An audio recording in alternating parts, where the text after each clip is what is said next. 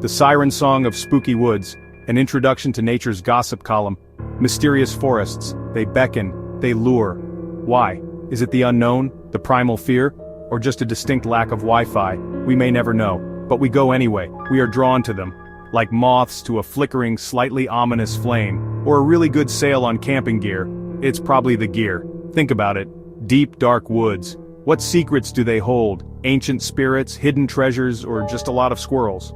Squirrels with questionable nut-hiding strategies. The allure is undeniable. It whispers of adventure. It hints at discovery. It also strongly suggests bug spray. Lots and lots of bug spray. Don't forget it. But this forest, folks, this one is different. It's not your grandma's picnic spot. Unless your grandma was into eavesdropping on trees. Because these trees, they talk.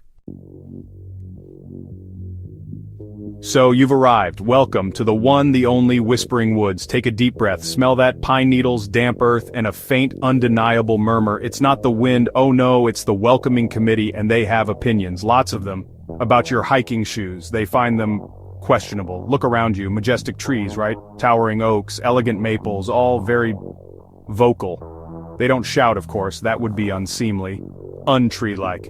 Instead, they whisper. A constant, rustling, sibilant commentary on everything and nothing.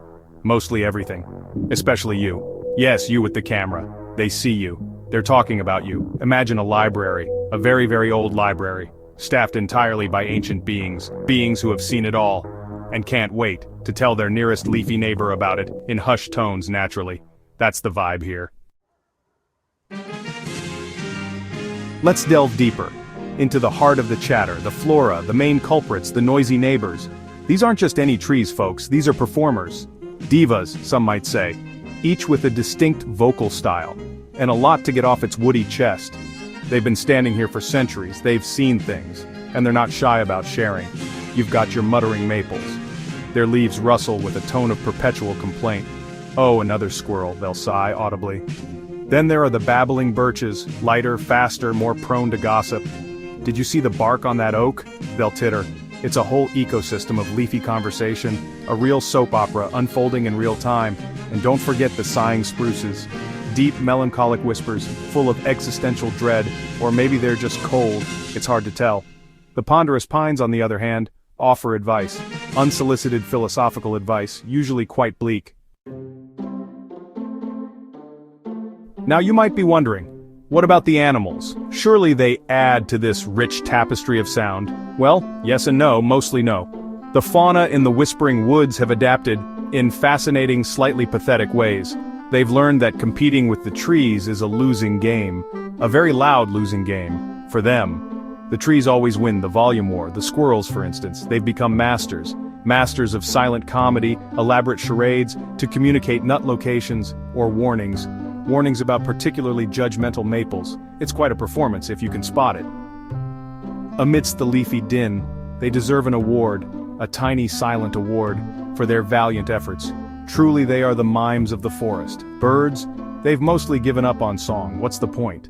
No one can hear them. They've developed an intricate system of wing flaps and interpretive dance to woo mates or declare territory. It's like a silent disco, but with feathers. Section 5. The Quest for Inner Peace. Good luck with that in this chatty forest. Many come to these woods seeking solace, searching for that elusive inner peace. They wander through the trees hoping to find a moment of quiet reflection. They've read the glossy brochures, seen the posts, the Instagram posts with #blessed and #nature. The allure of a peaceful retreat is strong. Connect with nature, they say. Find your center. Embrace the tranquility that only the great outdoors can offer. What they don't mention is nature's incessant commentary on your life choices and your questionable fashion sense. The forest has a lot to say. The trees have strong opinions on both. Imagine trying to meditate. The rustling leaves seem to whisper critiques. You sit, you breathe, you try to clear your mind of all thoughts. The goal is to find that inner calm. And then a nearby willow whispers distinctly, "Are you sure about that breathing technique? It's enough to break anyone's concentration." Or a fern mutters, "His posture is terrible." The plants are relentless in their observations. It's not exactly conducive to Zen, is it? The constant chatter makes it hard to focus. More like a roast by the entire botanical kingdom. Every leaf and branch has something to say. A very green, very judgmental roast. People try though, they really do. Determined to find peace amidst the noise, you'll see them, eyes closed, trying to look serene while a chorus of leafy voices discusses the weather, the stock market, or the latest gossip. It's a challenge to stay focused. Gossip from the other side of the forest. The trees are always talking and they never miss a beat. Section 6. Tourist traps and tree tirades, when visitors meet vocal vegetation. Ah, the tourists. My favorite subject. After myself, of course. They flock here, drawn by the legend, the mystery, the sheer absurdity of it all. The absurdity of it all. They come expecting a fairy tale, a whimsical adventure. They arrive with their shiny cameras, their brand new hiking boots, and a look of wide-eyed expectation, ready to capture every moment. Bless their innocent, soon-to-be mocked hearts. By trees. Yes, the trees will mock them. Yes, the trees will mock them. What do they expect? Singing animals? Talking flowers? Friendly ents offering tea and crumpets? Perhaps a magical forest where everything is alive and friendly? Perhaps a kindly old tree that dispenses wisdom. Ancient, profound wisdom. Like a sage of the forest. Instead, they get a grumpy old oak, complaining about the quality of modern fertilizers. Not quite what they had in mind. Or a sassy young sapling making fun of their selfie stick. Nature has its own sense of humor. It's a harsh reality check delivered by photosynthesis. Nature is not always nurturing, folks. Nature is not always nurturing, folks. You can spot the newbies easily. You can spot the newbies easily. They're the ones trying to shush the trees. Politely. They're the ones trying to shush the trees. Politely. Or asking them direct questions. Loudly. Or asking them direct questions. Loudly. Oh, wise willow, what is the meaning of life? Oh, wise willow, what is the meaning of life? The willow probably just whispers to its neighbor, get a load of this guy. Another philosopher. The willow probably just whispers to its neighbor, get a load of this guy. Another philosopher. It's a learning curve. A steep, rustling learning curve. For everyone involved. Nature has its own way of teaching lessons. Section 7. Activities eavesdropping, interpretive rustling, and other excitements. So, what is there to do in this leafy chat room? What activities can one indulge in amidst the rustling leaves and whispering branches? Besides slowly losing your sanity, or your patience, the forest can be both a serene and maddening place. Well, the main attraction is obvious, listening. Yes, you heard that right, it's an active sport here. Competitive even. People come from far and wide to engage in this unique activity. Who can decipher the most scandalous tree gossip? The forest is alive with secrets. It's like bird watching, but with more judgment, and fewer feathers. Usually. The trees have their own stories to tell, unless a bird is also gossiping.